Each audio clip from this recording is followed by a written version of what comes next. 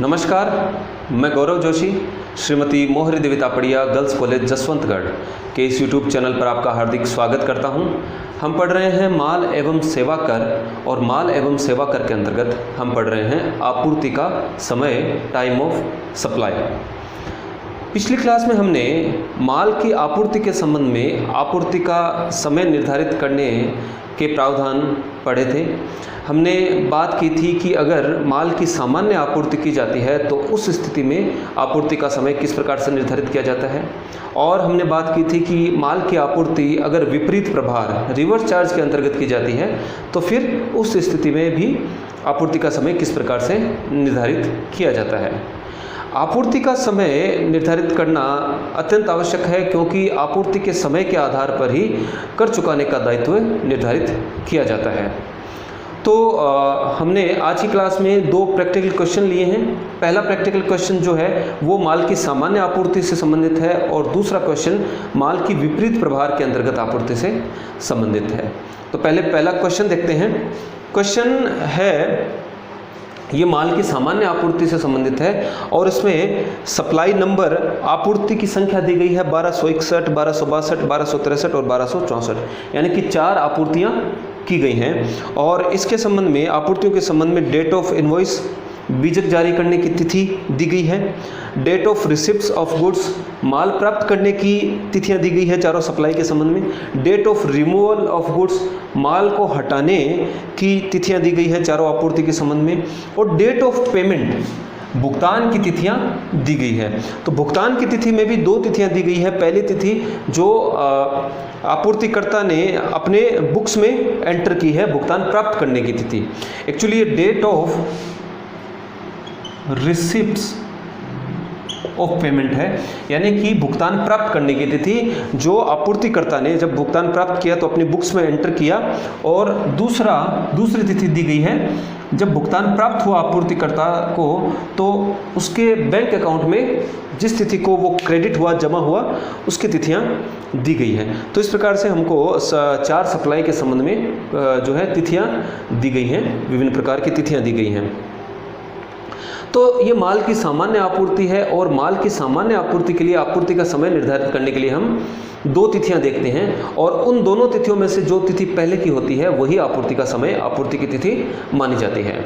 तो आपूर्ति का समय निर्धारित करने के लिए हम पहले देखते हैं कि बीजक जारी करने की वास्तविक तिथि, आपूर्तिकर्ता द्वारा जो इनवॉइस इशू किया गया आपूर्ति के संबंध में उसकी वास्तविक तिथि क्या है, और फिर उसकी तुलना हम करते हैं माल एवं सेवा कर कानून के अंतर्गत बीजक जारी करने की जो अपेक्षित अंतिम तिथि है उससे। और इन दोनों तिथियों में से जो तिथि पहले की होती है वह तिथि को हम आपूर्ति का समय या आपूर्ति की तिथि मानते हैं। तो माल एवं सेवा कर कानून के अंतर्गत जो बीजक जारी करने की अपेक्षित अंतिम तिथि है उसके लिए भी हम देखते हैं कि जिस माल की आपूर्ति की गई है उस माल का गमन आपूर्तिकर्ता के स्थान से लेकर प्राप्तकर्ता के स्थान पर आवश्यक था या नहीं था। तो आपको जो माल के गमन से हमारा तात्पर्य है माल को आपूर्तिकर्ता के स्थान से हटाना। तो माल को आपूर्तिकर्ता के स्थान से आपूर्तिकर्ता स्वयं हटा सकता है गमन के लिए, या फिर आपूर्तिकर्ता का कोई प्रतिनिधि उस माल को हटा सकता है। तो जिस तिथि को माल को हटाया गया है वह तिथि जो है बीजक जारी करने की अपेक्षित अंतिम तिथि मानी जाती है माल एवं सेवा कर कानून के अंतर्गत। तो माल को आपूर्तिकर्ता के स्थान से आपूर्तिकर्ता द्वारा स्वयं हटाया जा सकता है, या उसके प्रतिनिधि द्वारा हटाया जा सकता है, या फिर ऐसा भी हो सकता है कि जो प्राप्तकर्ता स्वयं उस माल को वहाँ से संग्रह कर ले, वहाँ से प्राप्त कर ले, तो भी उसको माल को हटाया हुआ माना जाएगा, या फिर माल के प्राप्तकर्ता का कोई प्रतिनिधि आपूर्तिकर्ता के स्थान पर आके उस माल को प्राप्त कर ले, उसका संग्रह कर ले, ऐसी स्थिति में भी उस माल को हटाया हुआ माना जाएगा। तो माल एवं सेवा कर कानून के अंतर्गत बीजक जारी करने की अपेक्षित अंतिम तिथि ज्ञात करने के लिए हम देखते हैं कि माल का गमन आवश्यक है या नहीं है। अगर माल का गमन आपूर्तिकर्ता के स्थान से प्राप्तकर्ता के स्थान के लिए आवश्यक है तो माल को हटाने का समय या उससे पूर्व जो है बीजक जारी कर दिया जाना चाहिए और माल को हटाने का समय या उससे पूर्व ही जो है माल एवं सेवा कर कानून के अंतर्गत बीजक जारी करने की अंतिम तिथि कहलाती है। तो जब माल का गमन आवश्यक हो तो माल को हटाने की तिथि या उससे पहले का समय देखा जाता है, और जब माल का गमन आवश्यक न हो तो हम दो तिथियां देखते हैं। एक तो आपूर्तिकर्ता द्वारा बीजक जारी करने की वास्तविक तिथि और दूसरी प्राप्तकर्ता को माल की दी गई सुपुर्दगी की तिथि। और इन दोनों तिथियों में से जो तिथि पहले होती है उस तिथि को हम आपूर्ति का समय मानते हैं। तो यहाँ पर माल को हटाया गया है, माल का गमन आवश्यक है क्योंकि यहाँ पर date of removal of goods, माल को हटाने की तिथि दी गई है। तो इस क्वेश्चन में हमको डेट ऑफ इनवॉइस दी गई है, आपूर्तिकर्ता द्वारा बीजक जारी करने की तिथि, date of receipts of good दी गई है। लेकिन जब माल की सामान्य आपूर्ति की जाती है और माल की सामान्य आपूर्ति के संबंध में अगर आपूर्ति का समय निर्धारित करना हो तो माल की प्राप्ति की तिथि यहाँ पर जो है एप्लीकेबल नहीं होती, ये अप्रासंगिक है, इसको हम ध्यान में नहीं रखते, तो ये नॉट एप्लीकेबल होती है आपूर्ति का समय निर्धारित करने के लिए, तो इसको ध्यान में नहीं रखा जाता date of receipts of goods को। Date of removal of goods, माल को हटाने के समय को ध्यान में रखा जाता है, और date of receipts of payment, date of receipts of payment को भी ध्यान में नहीं रखा जाता। जब माल की सामान्य आपूर्ति के संबंध में आपूर्ति का समय निर्धारित किया जाता है तो जो भुगतान प्राप्ति की तिथि है उसको भी ध्यान में नहीं रखा जाता, केवल दो तिथियों को ध्यान में रखा जाता है, एक तो बीजक जारी करने की वास्तविक तिथि और दूसरा माल को हटाने की तिथि। तो ये जो दोनों तिथियां हैं, जिस दिन भुगतान प्राप्त हुआ और प्राप्त होने पर जो प्राप्ति हुई उसको हम जो आपूर्तिकर्ता ने अपने लेखों में प्रविष्ट किया, और जब भुगतान प्राप्त हुआ तो प्राप्त होने पर उसके आपूर्तिकर्ता के बैंक अकाउंट में क्रेडिट होने की तिथि। तो ये जो तीन तिथियां हैं, ये तीन तिथियां यहाँ पर ध्यान में नहीं रखी जाएंगी, ये तीनों तिथियां नॉट एप्लीकेबल है आपूर्ति का समय निर्धारित करने के लिए। अब हम देखेंगे डेट ऑफ इनवॉइस और date of removal of goods. इन दोनों तिथियों में से जो तिथि पहले की तिथि है वही तिथि आपूर्ति का समय, टाइम ऑफ सप्लाई मानी जाएगी। तो जो सप्लाई नंबर है 1261, उसके संबंध में डेट ऑफ इनवॉइस है 7/10/2018 का, और date of removal of goods है 30/6/2018, यानी 30 जून को माल हटाया गया आपूर्तिकर्ता के स्थान से, और उसके संबंध में जो इनवॉइस जारी किया वो किया गया 7 अक्टूबर 2018 को। और इन दोनों तिथियों में से जो तिथि पहले की तिथि होती है वही आपूर्ति का समय मानी जाएगी, और इस आपूर्ति के समय के आधार पर ही कर चुकाया जाएगा, कर दायित्व का निर्धारण किया जाएगा। दूसरी आपूर्ति है 1262 नंबर, और जो डेट ऑफ इनवॉइस है, इनवॉइस जारी किया गया 28 जून 2018 को और माल हटाया गया 9 जुलाई 2017 को। तो इन दोनों तिथियों में से पहले की तिथि है डेट ऑफ इनवॉइस की, बीजक जारी करने की तिथि 28 जून 2018 की, और इस तिथि के आधार पर ही कर दायित्व का निर्धारण किया जाएगा। जो सप्लाई है 1263 नंबर, तीसरी सप्लाई, उसके संबंध में बीजक जारी किया गया 7 जुलाई 2018 को और माल हटाया गया 21/7/2018 को। तो इन दोनों तिथियों में से पहले की तिथि है बीजक जारी करने की तिथि 7 जुलाई 2018, जो कि आपूर्ति का समय, टाइम ऑफ सप्लाई माना जाएगा, और 7 जुलाई 2018 की तिथि के आधार पर ही जो है कर का निर्धारण किया जाएगा। सप्लाई नंबर 1264 के संबंध में बीजक जारी किया गया 5 अगस्त 2018 को, 5/8/2018 को, और माल हटाया गया 7/8/2018 को। इन दोनों तिथियों में से पहले की तिथि है 7/8/2018, 7 अगस्त 2018, और 7 अगस्त 2018 ही आपूर्ति का समय माना जाएगा। तो जब माल की सामान्य आपूर्ति की जाती है तो आपूर्ति का समय निर्धारित करने के लिए हम बीजक जारी करने की वास्तविक तिथि या फिर माल हटाने की तिथि, इन दोनों तिथियों में से जो तिथि पहले होती है वही तिथि आपूर्ति का समय मानी जाती है। दूसरा क्वेश्चन है विपरीत प्रभार से संबंधित, विपरीत प्रभार के अंतर्गत आपूर्ति की गई है दूसरे क्वेश्चन में। तो दूसरे क्वेश्चन में 3 आपूर्तियां हैं, और जो 3 आपूर्तियां हैं उनके संबंध में माल प्राप्ति की तिथि दी गई है 18/10/2018, 23/10/2018 और 18/12/2018।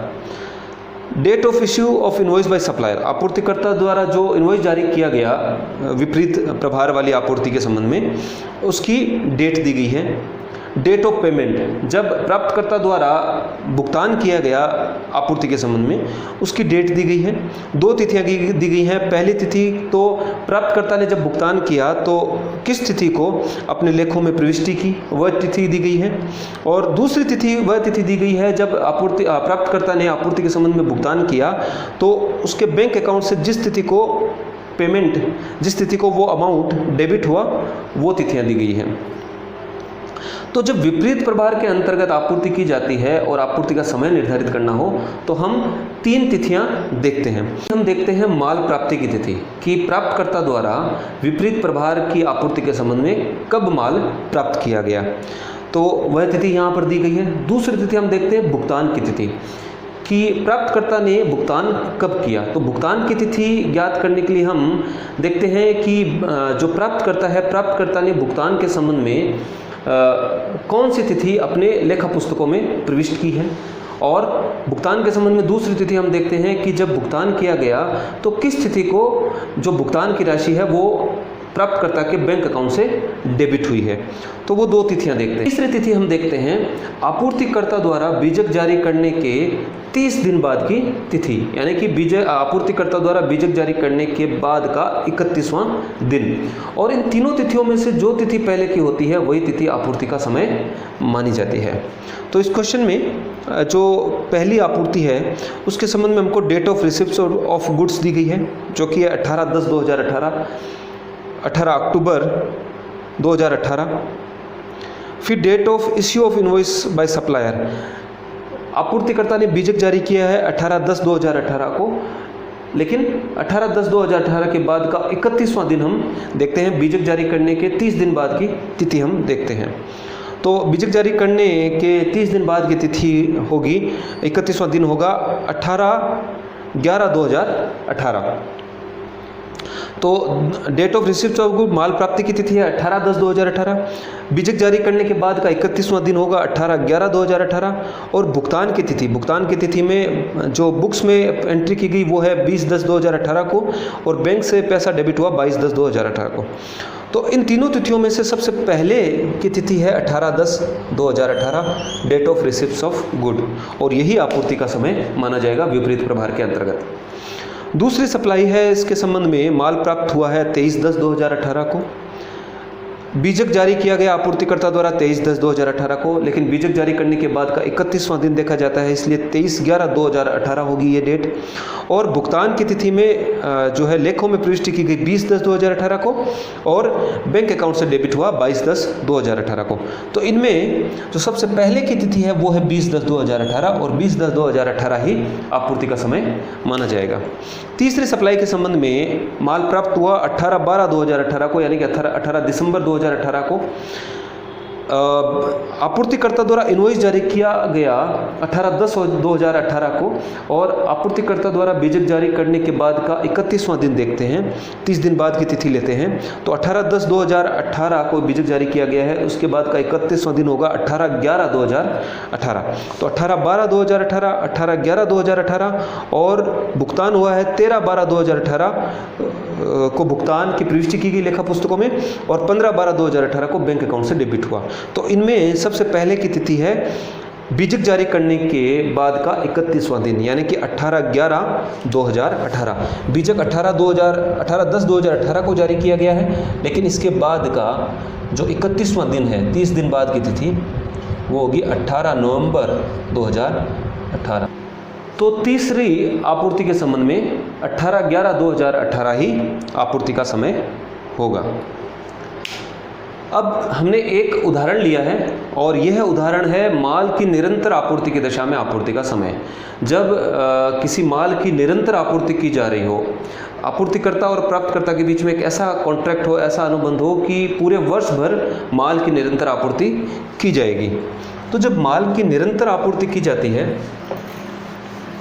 तो उसके संबंध में 3 स्थितियां उत्पन्न होती हैं। एक तो जब माल की निरंतर आपूर्ति की जाती है, तो ऐसे माल की निरंतर आपूर्ति के संबंध में आपूर्तिकर्ता द्वारा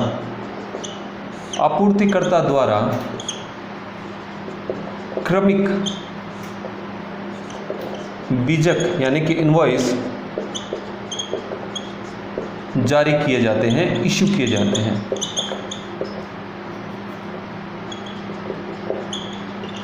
जब किसी माल की निरंतर लगातार आपूर्ति होती है तो उस आपूर्ति के संबंध में क्रमिक यानी कि सीक्वेंस से एक के बाद एक क्रमिक बीजक यानी इनवॉइस जारी किए जाते हैं आपूर्तिकर्ता द्वारा। दूसरा, जो प्राप्तकर्ता है, प्राप्तकर्ता द्वारा भी क्रमिक भुगतान किए जाते हैं। प्राप्तकर्ता द्वारा क्रमिक यानी एक के बाद एक भुगतान किया जाता है। माल की लगातार सप्लाई हो रही है, आपूर्ति हो रही है, उसके संबंध में एक के बाद एक पेमेंट भी किया जाएगा और जो आपूर्ति करता है उसके द्वारा इनवॉइस भी जारी किया जाएगा, इनवॉइस भी बनाया जाएगा। और तीसरा, क्योंकि लगातार माल की सप्लाई हो रही है, पेमेंट्स आ रहे हैं, इनवॉइस इशू किया जा रहा है, इनवॉइस बनाए जा रहे हैं, तो इन सब का मिलान भी आवश्यक है। तो इनका मिलान करने के लिए, इनवॉइस और पेमेंट का आपस में मिलान करने के लिए जो है आपूर्तिकर्ता द्वारा या प्राप्तकर्ता द्वारा स्टेटमेंट ऑफ अकाउंट्स, लेखा विवरणी जारी की जाती है। यानी भुगतान का और इनवॉइस का आपस में मिलान करने के लिए एक दूसरे के द्वारा, आपूर्तिकर्ता या प्राप्तकर्ता द्वारा एक स्टेटमेंट ऑफ अकाउंट्स, अपना अपना स्टेटमेंट ऑफ अकाउंट्स दिया जाता है और जिसके आधार पर वो रिकन्सिलेशन करते हैं, मिलान करते हैं। तो 3 स्थितियां उत्पन्न होती हैं। तो इन 3 स्थितियों में जो तिथियां हैं, यानी कि जो आपूर्तिकर्ता द्वारा क्रमिक बीजक जारी करने की तिथि, क्रमिक भुगतान की तिथि और क्रमिक लेखा विवरणी की तिथि, इन तीनों तिथियों में से जो तिथि पहले होती है वही तिथि आपूर्ति का समय मान ली जाती है, जब माल की निरंतर आपूर्ति की जाती है। तो माल की निरंतर आपूर्ति के संबंध में आपूर्ति का समय निर्धारित करने के लिए हम 3 तिथियां देखते हैं। एक तो क्रमिक बीजक जारी करने की तिथि, दूसरा क्रमिक भुगतान की तिथि और तीसरा क्रमिक लेखा विवरणी की तिथि। और इन तीनों तिथियों में से जो तिथि पहले होती है वही आपूर्ति का समय कहलाती है। तो एक उदाहरण है, इस उदाहरण के द्वारा इसको समझने की कोशिश करेंगे। उदाहरण है, एक्स ने उसके द्वारा निर्मित माल की निरंतर आपूर्ति, यहाँ पर निरंतर आपूर्ति हो रही है माल की, निरंतर आपूर्ति के संबंध में वाई से अनुबंध किया। तो एक्स आपूर्ति करता है और वाई है प्राप्तकर्ता। 31 दिसंबर 2019 को समाप्त होने वाली तिमाही और क्वार्टरली जो है डिटेल दी जा रही है। तो जो क्वार्टर, जो तिमाही 31 मार्च 2019 को समाप्त हुआ है, उससे संबंधित विभिन्न घटनाओं का विवरण निम्न है। और इस तिमाही में 3 जो है घटनाएं हुई, 3 क्रमिक जो है इवेंट्स हुए। पहला इवेंट है date of issue of invoice, नवंबर में 1/11/2019 को जो निरंतर आपूर्ति है, कंटिन्यूस सप्लाई है, उसके संबंध में बीजक जारी किया गया 1/11/2019 को। 5/11/2019 को लेखा विवरणी, स्टेटमेंट ऑफ अकाउंट्स जारी किया गया और 2/11/2019 को पेमेंट किया गया इस निरंतर आपूर्ति के संबंध में। तो इन तीनों तिथियों में से जो तिथि पहले की होती है वही आपूर्ति का समय मान लिया जाता है। तो जो date of issue of invoice है पहली नवंबर में, वो जो है आपूर्ति का समय माना जाएगा। दूसरा जो इवेंट हुआ वो हुआ दिसंबर में 11/12/2019 को इनवॉइस इशू किया गया, 5/12/2019 को स्टेटमेंट ऑफ अकाउंट जारी किया गया और पेमेंट किया गया 18/12/2000 को। इन तीनों में से जो तिथि पहले की होती है वही आपूर्ति का समय मानी जाएगी, यानी लेखा विवरणी, स्टेटमेंट ऑफ अकाउंट जारी करने की तिथि को ही आपूर्ति का समय मानेंगे। और तीसरा इवेंट हुआ जनवरी में, तो 6/1/2020 को इनवॉइस जारी किया गया, 8/1/2020 को स्टेटमेंट ऑफ अकाउंट जारी किया गया और 1/1/2020 को पेमेंट किया गया। तो यहाँ पर भुगतान की तिथि जो है सबसे पहले की तिथि है। तो भुगतान की तिथि यानी कि 1 जनवरी 2020 को आपूर्ति का समय माना जाएगा माल की निरंतर आपूर्ति के संबंध में। तो आज की क्लास में इतना ही। मैं आशा करता हूँ कि आज की क्लास में हमने जो भी पढ़ा आपको अच्छे से समझ में आया होगा।